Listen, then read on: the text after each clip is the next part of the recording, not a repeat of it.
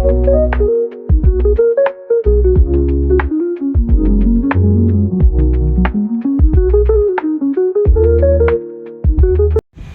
isang nanay, ina o ilaw ng tahanan, hindi madaling panindigan ang responsibilidad na ito. Ngunit sa isang halik at ngiti lamang ng ating mga anak ay tila napapawi ang mga pagod at hirap na ating nadarama.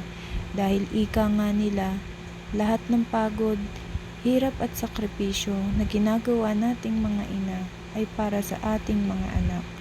Lahat ay kaya nating gawin upang mapaayos ang buhay at kinabukasan ng ating mga anak. Kaya saludo ako sa mga kapwa ko ilaw ng tahanan, lalo na sa aking ina. Dahil kung hindi siya naging matatag at matapang, ay hindi din ako magiging ganito katapang at katatag. Ang ating mga ina ang nagsisilbing kasangga natin sa hamon ng buhay.